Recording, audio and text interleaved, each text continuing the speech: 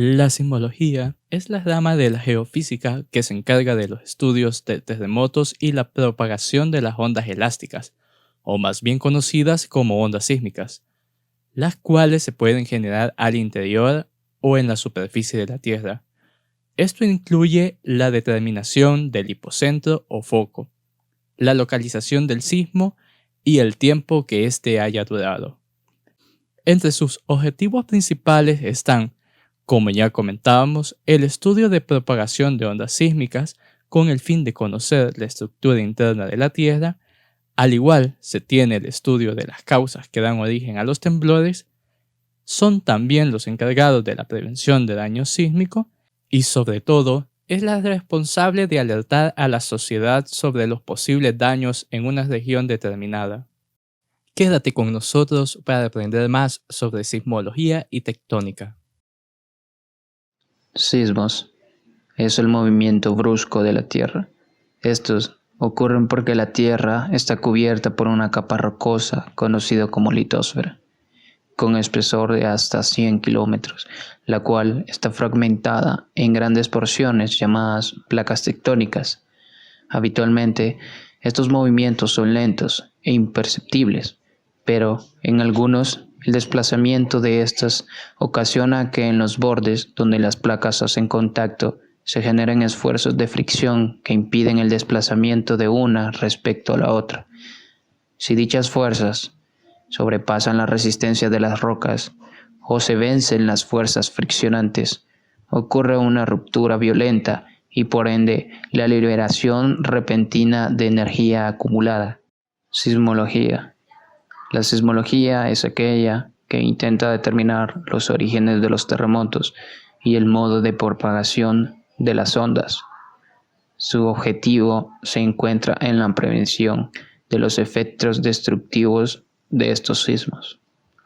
La propagación de las ondas producidas por los terremotos está determinada por la mecánica de los medios elásticos y por ende sus velocidades dependen de las características elásticas del medio, cuya distribución puede estudiarse mediante la observación de los tiempos de recorrido y amplitudes de estas ondas. A partir de esto, y con los conocimientos en sismología y el funcionamiento de los sismógrafos, los terremotos comenzaron a calificarse de acuerdo a su magnitud. Tenemos la escala de Richter, que se considera a partir de la energía liberada, y la escala de Mercalli. Como ejemplo de ondas tenemos las ondas P o primarias, las cuales hacen que el suelo sea alteradamente comprimido y dilatado en dirección de la propagación. También tenemos las ondas S o secundarias, las cuales viajan en dirección transversal al desplazamiento y su velocidad es menor a las ondas primarias. Como ejemplo de ondas superficiales tenemos las ondas Rayleigh, las cuales son un tipo de onda acústica que viaja sobre la superficie de los sólidos. Y también tenemos las ondas Lobe, las cuales son un tipo de onda superficial polarizadas horizontalmente, que son el resultado de la interferencia de numerosas ondas de tipo S. Tipos de sismos. Los sismos se pueden clasificar de acuerdo a su movimiento, y estos pueden ser de dos tipos: oscilatorio y trepidatorios. Los sismos oscilatorios, las ondas Lobe generan movimientos ondulatorios similares al de una serpiente. En cambio, los sismos trepidatorios, las ondas Rayleigh producen movimientos que se propagan de forma vertical. Los lugares más cercanos al epicentro reciben ambos movimientos, por lo tanto son los lugares donde más daño se produce. Los sismos también pueden clasificarse de acuerdo a la profundidad del foco de liberación de energía o hipocentro, los cuales pueden clasificarse en tres. Superficiales son aquellos cuyo hipocentro es menor a 70 kilómetros, además de ser los más destructivos. Intermedios, cuyo hipocentro está entre 70 a 300 kilómetros de profundidad. Y por último, profundos, cuyo hipocentro es mayor a 300 kilómetros de profundidad y son casi imperceptibles.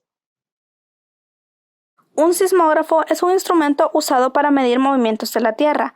Se basa en el principio de inercia de los cuerpos y dice que todos los cuerpos tienen una resistencia al movimiento o a variar su velocidad. Existen diferentes tipos de sismógrafos en la actualidad. Sismógrafo vertical. Este posee una masa que está colgada de una forma que cuando las oscilaciones sísmicas chocan con esta, únicamente la componente del movimiento vertical se apartará del reposo, logrando que el sismógrafo arroje señales de que está pasando por una etapa de amplificación y después lo registre en el sismograma. Sismógrafo horizontal. Es utilizado para sondear y controlar las oscilaciones horizontales que vienen de la Tierra cuando se genera un sismo. Se trata de un soporte que se asegura en el suelo y que mediante una base rigurosa se engancha un hilo fino a una masa grande, que solo se mueve al presentarse un movimiento horizontal de la Tierra.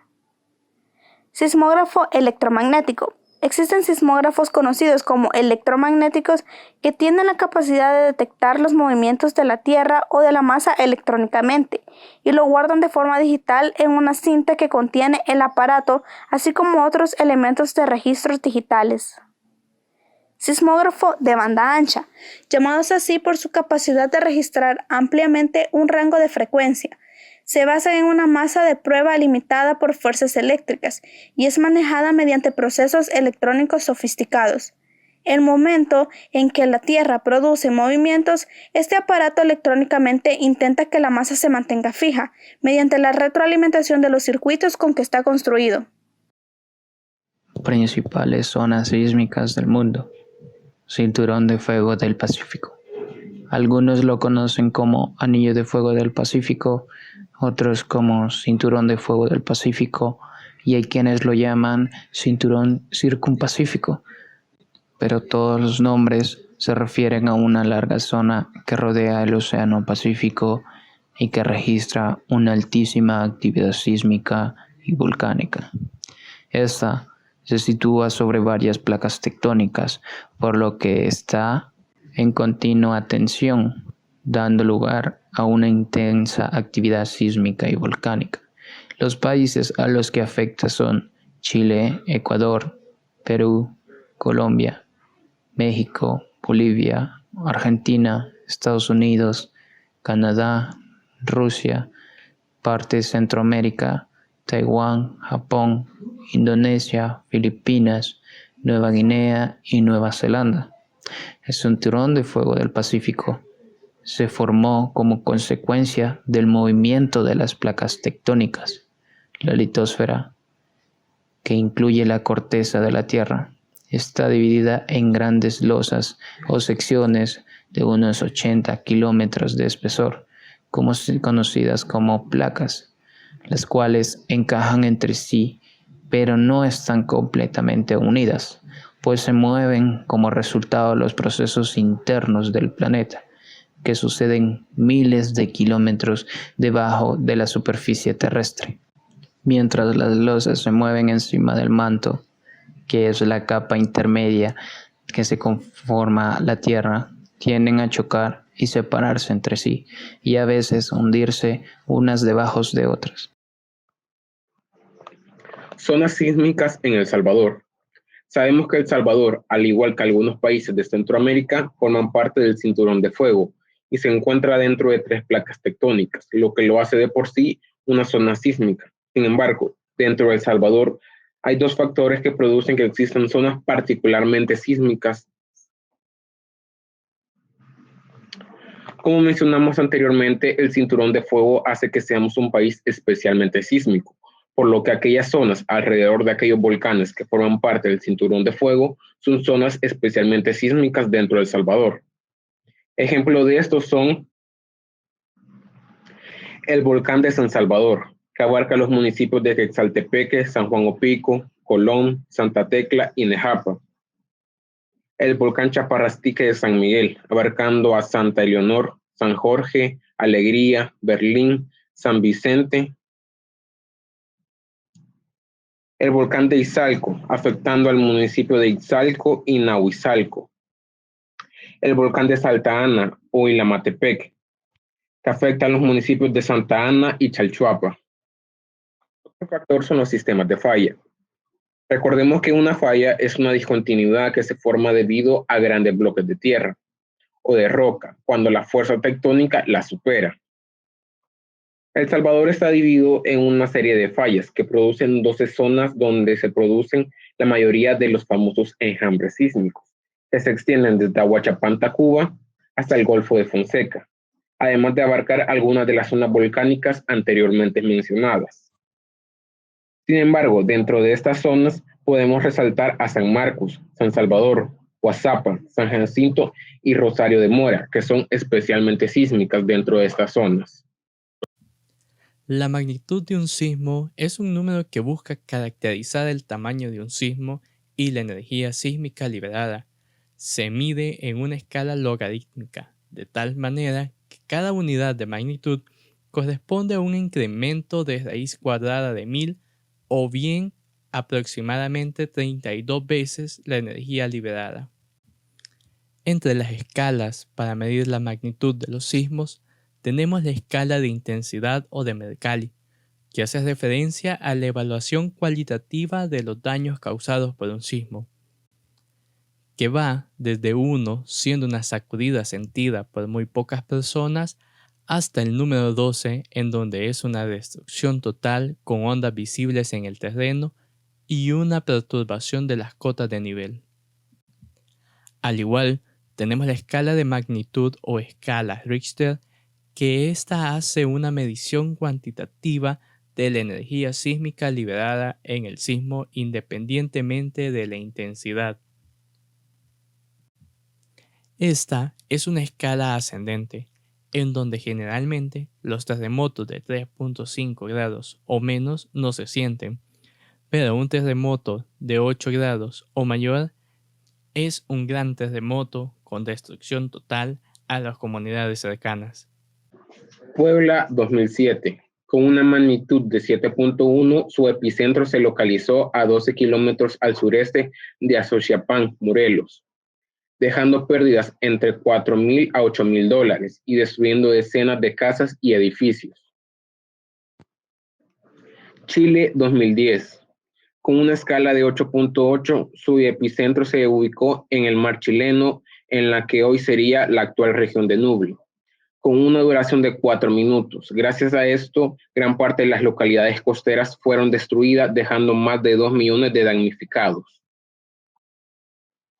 Ecuador 2016, con una escala de 7.8, dejando 670 fallecidos, 12 desaparecidos y más de 6,000 heridos, y casi 28,600 albergados. Japón 2011, su epicentro fue en el mar, frente a las costas de Henshu, con una magnitud de 9.1. Este produjo un tsunami dejando una gran fila de escombros y daños mayores a los $10,000 millones. Sichuan 2008, de magnitud 8 y cuyo epicentro fue en Huangshan, y produjo 40 réplicas con magnitudes entre 3.9 y 5, dejando más de 70,000 muertos, 18,000 desaparecidos y 375,000 heridos. Nepal 2005, de magnitud 7.8 y tuvo su hipocentro a una profundidad de 15 kilómetros y epicentro a 81 kilómetros de Katmandú, dejando 9,000 fallecidos, 22,000 heridos y además de provocar la destrucción y déficit de recursos, produciendo así una crisis humanitaria. Sismos en El Salvador. 3 de mayo de 1965, cuyo epicentro fue a pocos kilómetros de la ciudad de San Salvador y a una profundidad de 15 kilómetros, y con magnitud de 6, colapsando varias casas de adobe y causó la muerte de 110 personas, 400 heridos y dejando a 30,000 personas sin vivienda. 10 de octubre de 1986, con magnitud de 5.4 y a una profundidad de 10 kilómetros. Además, su epicentro fue cerca de la ciudad de San Salvador, dejando así 1,500 muertes, 10,000 heridos y 100,000 damnificados. 13 de enero del 2001, con magnitud de 7.6 y con una duración de 45 segundos. Su epicentro fue a 57 kilómetros del Océano Pacífico y a una profundidad de 39 kilómetros. Produjo desprendimiento de millones de metros cúbicos de tierra y piedra.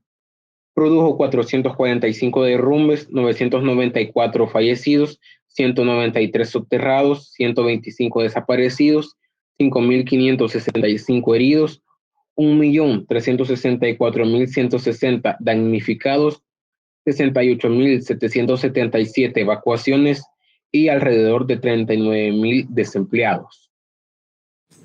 Aislador sísmico. El aislamiento sísmico desacopla la estructura de los movimientos del terreno inducidos por terremotos que podrían causar daños a la estructura. Esto se consigue mediante el uso de dispositivos antisísmicos, llamados aisladores. Este dispositivo permite los desplazamientos horizontales de la estructura, proporcionando el cambio necesario en el periodo natural de la misma. Al activarse debido a un terremoto, el aislador permite la disuasión de la estructura soportada de los movimientos del terreno. Tras el evento sísmico, la fuerza gravitatoria restaura la posición inicial del dispositivo, así como la del edificio. En caso de sismo, brindan flexibilidad lateral debido al deslizamiento sobre la superficie curva. Se produce disipación de energía debido a la fricción dinámica entre la superficie deslizante y el material deslizante de alto rendimiento, cuyo radio de curvatura determina el periodo de oscilación del dispositivo. Los componentes deben ser una grasa siliconada certificada, un revestimiento de elemento central con cromo duro y placas deslizantes de acero inoxidable. También contiene un calote y una parte cóncava. Todo esto con el fin de darle mayor estabilidad al edificio o a la estructura durante el sismo y evitar que los daños sean totales. Una falla geológica es una fractura en la corteza terrestre a lo largo de la cual se mueven los bloques rocosos que son separados por ella. Las fallas tienen ciertos elementos que las conforman.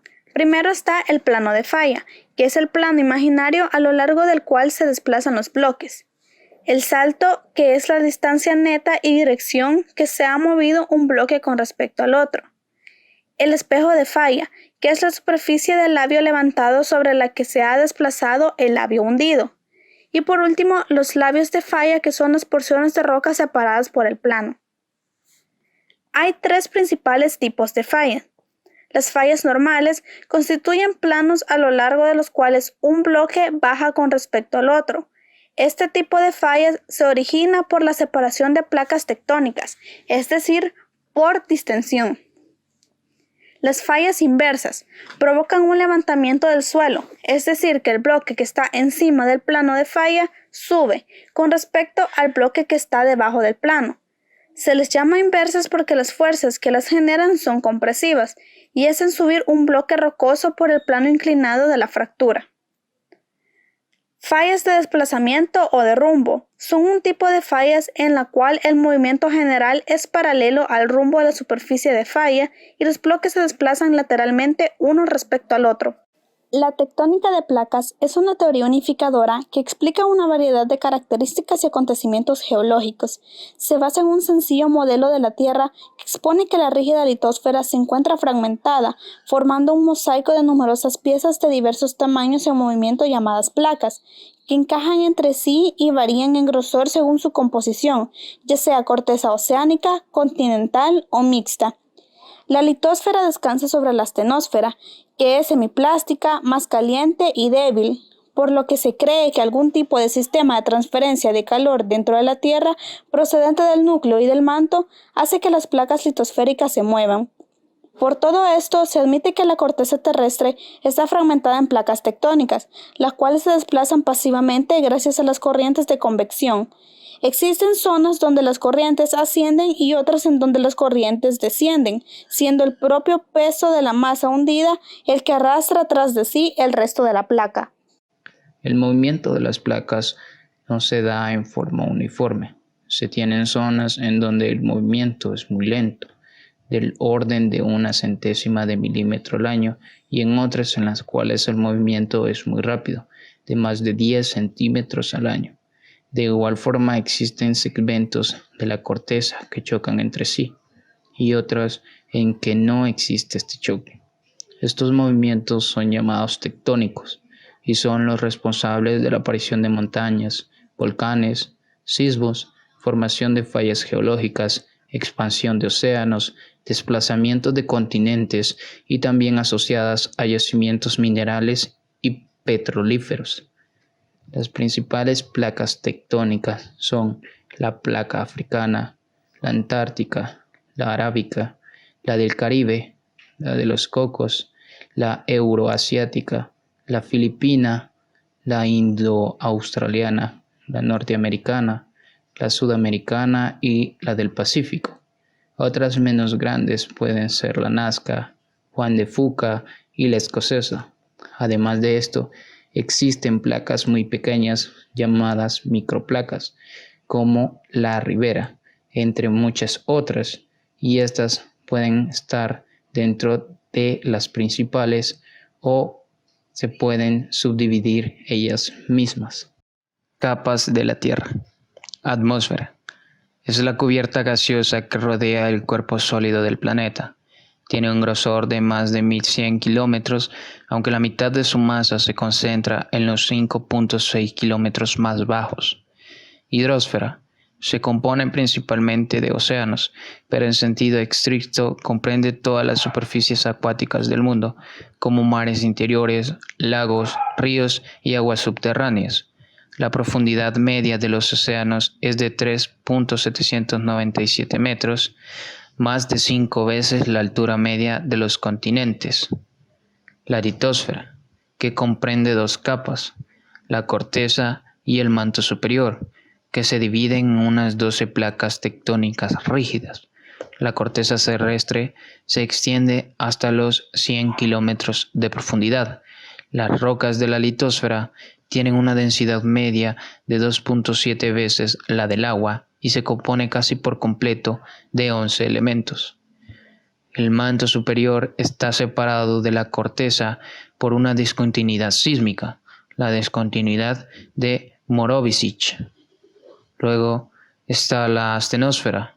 Es la capa del interior de la Tierra que se extiende aproximadamente entre los 50 a 100 kilómetros de profundidad, probablemente formada por materiales viscosos que pueden deformarse. Luego tenemos la mesósfera, la capa de la atmósfera terrestre que se extiende entre los 660 y los 1900 kilómetros de profundidad. Separado del núcleo tenemos la discontinuidad de Gutenberg. Luego el núcleo se divide en 2 partes. La parte externa, que tiene 2.225 kilómetros de grosor con una densidad relativa media de 10 kilogramos por metro cúbico. Esta capa es líquida, mientras el núcleo interno tiene un radio de 1.275 kilómetros. Es sólido. Las temperaturas del núcleo interno pueden llegar a los 6.650 grados Celsius y su densidad media es de 13 kilogramos por metro cúbico. Los distintos tipos de límites o bordes de placas son límites transformantes. Son lugares donde las placas se mueven horizontalmente unas con otras. La litosfera no se crea ni se destruye.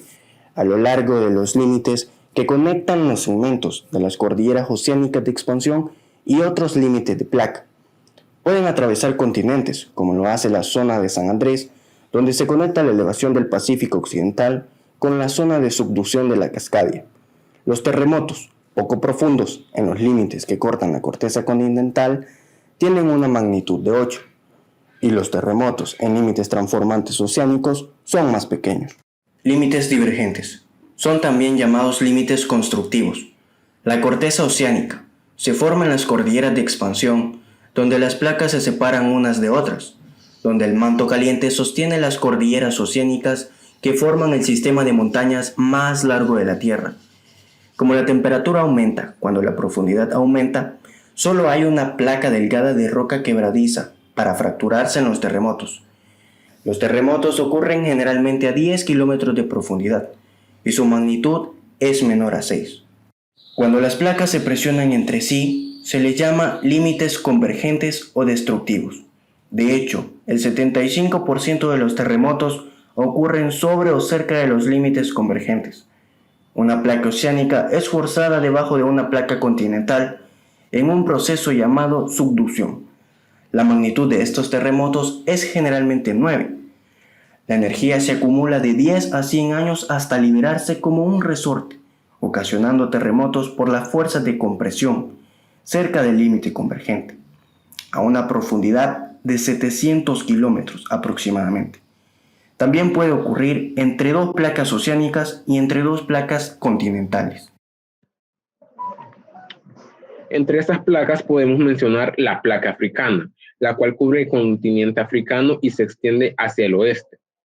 Esta placa abarca varios bloques continentales estables de roca madre, los cuales ayudaron a la formación del continente. Además, se estima que esta placa se mueve 2.15 centímetros por año hacia el norte. Placa de la Antártica. Abarca la Antártica y se extiende hacia afuera, debajo de océanos circundantes, abarcando casi 17 millones de kilómetros cuadrados. Placa Indo-Austriaca. Abarca desde el subcontinente indio hasta Nueva Zelanda. Se subdivide en dos placas que se fusionaron hace más de 500 millones de años.